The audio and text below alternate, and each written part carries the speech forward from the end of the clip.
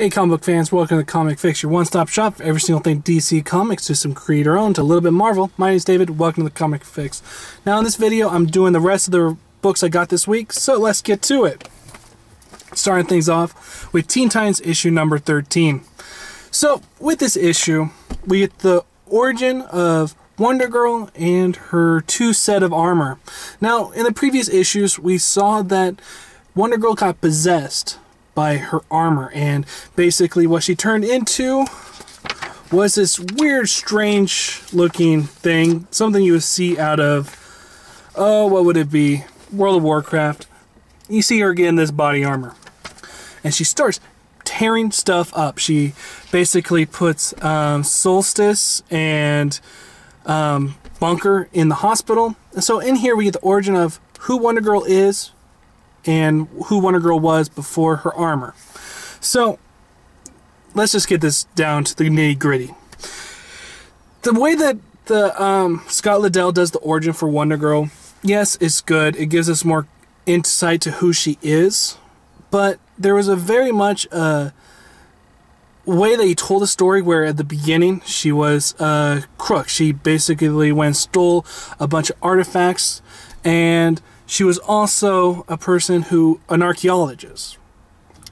So at the beginning part, we get this part where she went and stole some stuff, and then we get to the archaeology. Once we get to the archaeology part, there's no talk about anything about her stealing stuff. Nothing whatsoever. So the way that the story went, it wasn't very well told. There are some points in there where you get Wonder Girl and her boyfriend, and that whole scene with like the love triangle and was very uninteresting to me. But the good stuff in here is that with this issue, Scott Lobdell's kind of telling the foundation for his next story arc to begin. And when we get to those parts, the last 2 pages, it makes you actually really excited for what Scott Lobdell's going to be doing. I'm not going to ruin what that is, because if you are reading Teen Titans and you read this book, you're going to be excited. And it's funny though.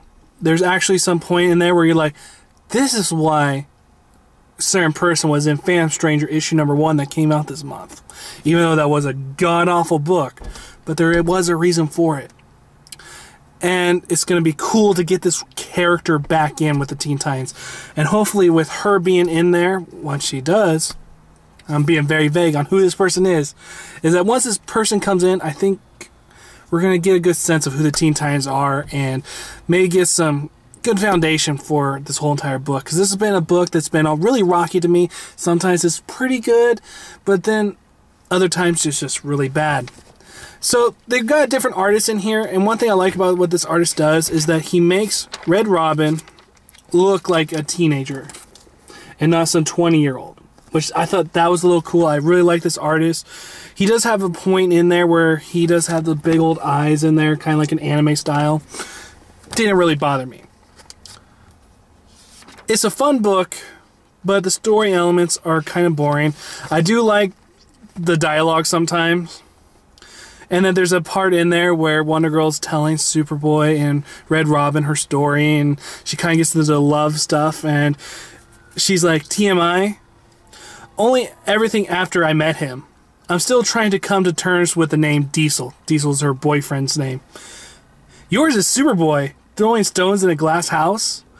Someone who calls himself Red Robin and won't even tell us his real name. Maybe it's Danny Diesel. I just love the dialogue between Red Robin and Superboy. It just brought a little extra oomph to this book.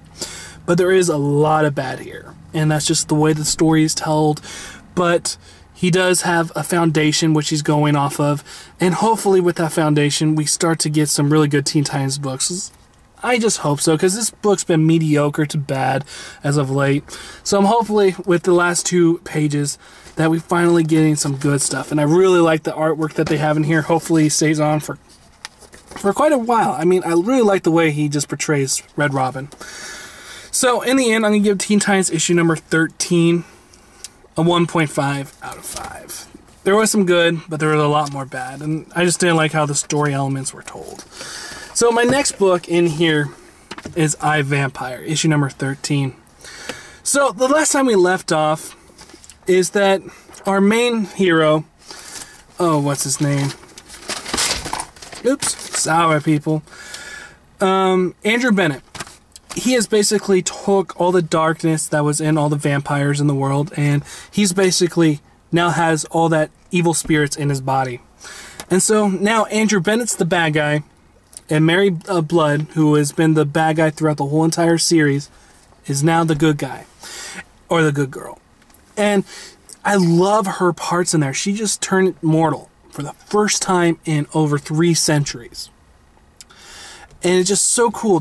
Just the way that the art betrays her is just beautiful. Just to see the sorrow in there, and just this cool little goth type of sense to it all.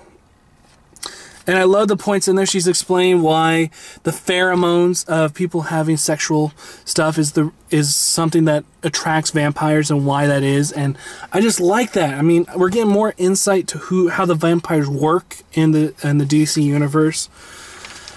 And then my favorite scene, the whole entire thing. She's in this graveyard, or this, and she gets mugged. And I love the way how she's acting like the victim, but then she's like, I am Mary Blood. I am going to show this guy who's boss.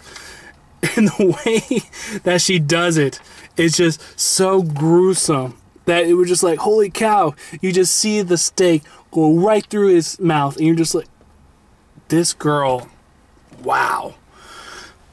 And I just love the way how she takes the crucifix, and then she's now wearing it, and she's just, at that moment, she was like, I know what I have to do. I can't be dragging my feet anymore. I have to go and take out Andrew Bennett.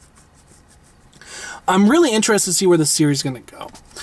The writer, Joshua Hale Fialikoff, whatever his name is, he definitely started the foundation, and it was a good foundation he built it on. I love it, though, in the 13th issue, or the 12th issue, he changes it all up, and it feels like a brand new book. And I just love the storytelling.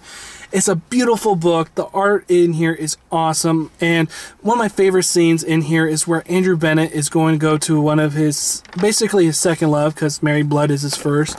And you see him go into her house, and he looks, really unmenacing and lively. And just, I love that scene. He's just like, whoa. Because this is the first time you're actually really seeing Andrew Bennett. You're like, is everything really going the way that it's going? And then you get to the scene where Andrew Bennett turns into that guy. And you're just like, yeah, everything is true, what they've been saying. This book has stuff in here for new readers to come in. It got great stuff for old readers. This was one great book. And one of my favorite scenes in the whole entire book is this art page right here. And it just blows my mind by how good the art is and how good the storytelling is. In the end, I'm going to give I, Vampire, issue number 13, a 5 out of 5. I found nothing wrong with this book. And it's just some great storytelling. Loved everything about it. And definitely, people, go and check out I, Vampire. It's definitely worth it. Now, a book that I'm trying out for the first time is Firestorm. The Fury of Firestorm, the Nuclear Man, issue number 13. So, Dan Jurgens, this is his first issue on with Firestorm. And he does a very cool job of setting the foundations. He tells us who the people are, what their powers are, and how it all works, who the kids' parents are, and what their situation is. So it's definitely building foundations. It feels more like a first issue for anybody, for this whole entire series. And you don't have to read anything that came before it. Now, with that, there's one point I really don't like, is that we got these two kids, and one's black, one's white, and basically that they come together to perform the Firestorm. And, of course, it's the white guy who is in control of the whole body, and basically the black character, I can't remember his name right now off the top of my head, that's how unmemorable this whole entire book is.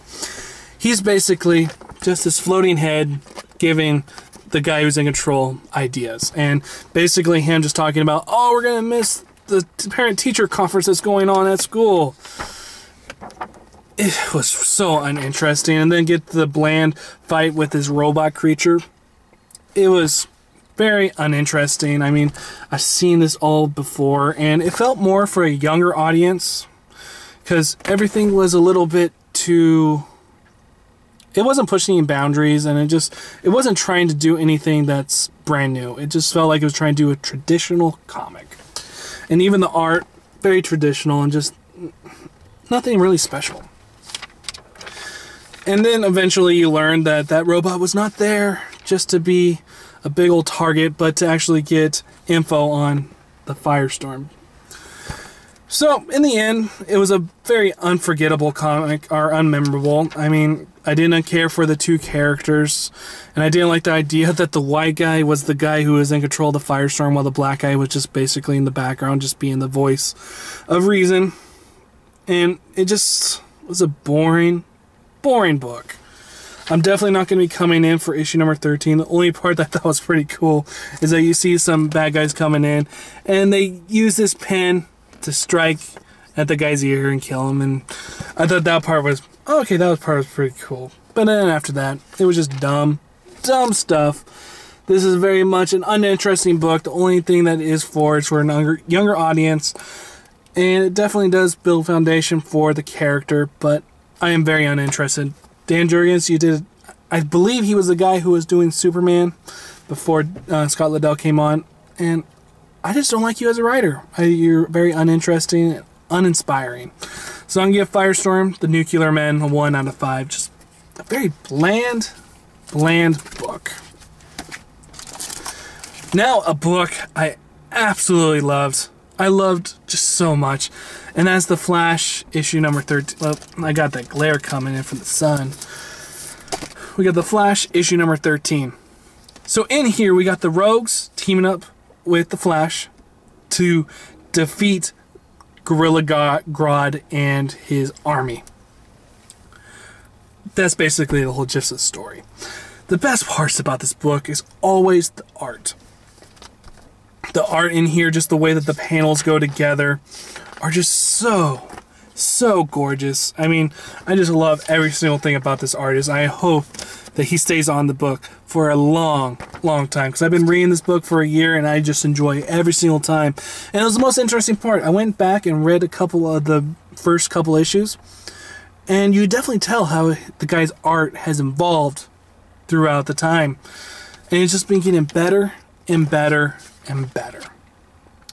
So some of my favorite points in there is that when the Gorilla Grodd finally starts invading, and the Rogues just got done putting the Flash in his place, and they were like, holy cow, okay, we gotta wake up the Flash because we're about to fight something that's bigger than even us.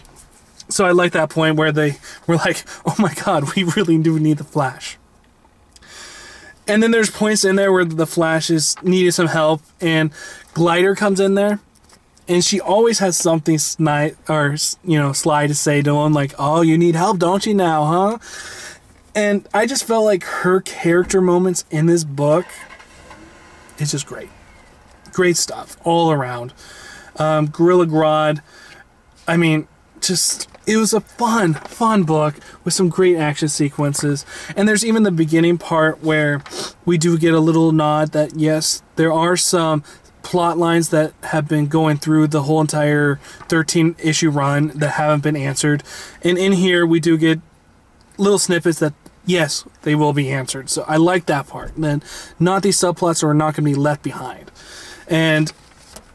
Francis Manapul and Brian Buccellato, they have a big story to tell, and I'm in it for the long haul. This series is amazing. The art's amazing. The writing's getting better and better with each issue. All the Rogues have just a voice to them. And there's one scene that just took it over the top, was Gorilla Grodd. He's finally taking over Keystone, and the Trickster decides to come into town. And he says to King Grodd, basically, we know that you're going to be the alpha in this whole entire place, and so why don't we help you, you know? Can we join you? And he sticks out his hand to basically shake King Grodd's hand, and then this happens. He tears off his arm, and I just was like, oh my god, this is awesome, awesome stuff. Beautiful, beautiful stuff. Beautiful artwork. Beautiful writing. And the writing, as I said before, keeps on getting better. And good. I got enough time for a couple more issues. I'm quite glad of that. So, in the end, The Flash, issue number 13, gets a 5 out of 5. I've been telling myself I'm going to be a little harder on 5 out of 5s, and the books that deserve to be 5 out of 5s, I'm going to give those to them. And iVampire and The Flash definitely deserve that 5 out of 5. The next issue is Jonah Hex, issue number 13. So, one thing I've noticed is that with whatever's going on in Batman, we got the Core of the Owls. And then the Core of the Owls storyline came into Jonah Hex, or All-Star Western. And now in Batman, with the Joker in town, basically a clown is in Gotham, and Haley Circus is in there. And there's a point in there at the beginning part where you got this priest, and you see just the ha ha ha ha ha. And once I saw that, I was like, is the Joker in, All-Star Western? What's going on? And you see this clown here. The writing in here at the beginning is just so sinister, and just, it feels like the Joker. And I just love the point in here where Jingles the clown is just talking to this priest with this big old hatchet or machete, just ready to chop up this priest. And I just love his dialogue in here. There's a point in there where the priest is like, hey, you have cast blood in the house of God, and if you let me help you, and we'll forgive you of all your sins. And Jingles, he just goes, Jingles has been unclean, has had unclean thoughts, Father. Jingles is funny on the outside, but deep down, in the sticky little dark places, he's crying out for help. And the priest is like, let me help you. This isn't the answer. And then Jingles is like, the only thing that makes me laugh is watching the lights go out in your eyes and the pretty red paint that spills from your body. And then you hear just the please no with the crunch. And all you hear is the laughing that happens. And I was just like, oh God, this is so awesome. And then you see the priest in there with the smile face. I don't know if you can see it right there. And you're just like, Palamonte and Justin Gray definitely want to write a Joker story. So what did they do? They created their own Joker, and they're telling their own story with him. And then we get to the bad parts. After that great opening scene, we go to Haley Circus, and we do get this very intense fight with this lady who we're first meeting in this issue. And she's looking for somebody, and that somebody has been sold to this Japanese gang, and you see this big old fight that happens. And just like in Birds of Prey, when a fight scene happens, there's not talking whatsoever. Is there ever talking in a real fight scene? No, they're kicking ass. And that's what they have in here. There's no dialogue whatsoever. Very little pop-ups with chalk and, bam, bang, boom. It's just pure, just the artwork is doing all the talking for everything. And I really like that style. But then we get into the really bad. We get this clown who is very sinister at the beginning. We come and see him with the guns and everything. He's very dumb and just very generic, and just the way he dies is just like, wow, that was a very unutilized character. And then my worst scene of the whole entire book is that this scene with the tiger. Have you ever seen a tiger standing on two legs like that? And I mean, I would rather have seen a bear in that pose than a tiger. I mean, just seeing that, just like, wow, that's just really bad. I just didn't care for it. And then the story just keeps on going and just keeps on getting generic after generic after generic. And you're just like, wow. Jamie Palamonte, Justin Gray, you guys started out so great in this issue, and then to fall so hard at the end, it's just like, wow. Were you guys so uninterested in the story that you just had a beginning part and then thinking, how do we fill in the story? it was just bad stuff all around. And then the ending with the big old climax, or the big old reveal, that's supposed to mean something, and it didn't mean anything to me. And then we got the second half story with Tomahawk. Now let me just tell you, the Tomahawk story is what I would have rather have been as a $3.99 book and been the main title, and have the $2.99, or have Jonah Hex's part as the short part, because the Tomahawk part is awesome. I love the artwork. The artwork is so beautiful, and the storytelling is so cool. Basically, you got George Washington trying to clear out the Indians, and the Indians going to war. And it's just such cool artwork with some really cool writing, really intense moments, that I would love to see this become into a mini-series. I would buy the hell out of it, especially with this artist and this writer. I think the writer is Jimmy Palamonte and Joseph Gray, though. Let me see. Yeah, Joseph Gray and Jimmy Palamonte are the writers. So I would actually love to see a Tomahawk mini-series go on. I don't know if it will sell anything, but from what I read in this 6 pages of the Tomahawk, I'm really interested. So in the end, I want to say Jonah Hex because it's, mainly thing there, but All-Star Western issue number 13. I'm going to give it 1.5 out of 5. Yes, there was some really good stuff at the beginning, but then it just fell apart. Ugh. I just don't like how the beginning part was just so good, and then the end was just so mediocre to bad. Now, my last book is definitely a book that's a guilty pleasure for me, and that's Red Lanterns issue number 13. So in here we see this girl who's basically been held captive by this superior race or whatnot, and they're basically sex slaves, and her sister gets killed off, and so she has such rage in her heart that it calls upon the Red Lanterns, and the Red Lanterns have to go and deal with it. That's basically the gist of the story. I mean, the storylines in this Red Lantern series are nothing that's going to be memorable. What you do get is some just gruesome action scenes and Atrocitus being Atrocitus. And when Atrocitus came in there, after seeing all the stuff that this girl has gone through, and you feel so bad for her. And then to see Atrocitus, the Red Lanterns, get there and kick the ass of the guys that are doing all this horrible stuff to this female character is so gratifying to see. This book is definitely, as I said, very much a guilty pleasure for me. And I'm going to continue reading this one just because of how much I love the artwork and just the way Atrocitus is portrayed. I'm just like, ugh. What's not to like? I mean, this is not a comic that's going to be on the top 10 list, but it is a fun time. And the artwork in here is damn good. And we also do get the part with the Third Army, and I thought the Third Army part's in here because we learned the Third Army's weakness and a little bit about how their powers work in this issue. I thought it did more for the Third Army than any of the other Green Lantern books that came out before it in this month. So, in here is just a guilty pleasure. Nothing really here for people that are not outside of DC to go and buy. But if you're looking for a fun $2.99 book with not a lot of substance, but just a lot of fun, go and pick up this book. And it's only $2.99, so it's a guilty pleasure. If it was $3.99, I would not even look at it. But it's $2.99, so I'm going to give it a thumbs up and just a big old happy smile and give it a 2 out of 5. I mean, what am I supposed to say? It's Red Lanterns. I mean, Atrocitus is going to kick some ass, and I'm going to enjoy every single second of it. So, I cannot believe I got through that. And I had to go back to work. Damn it.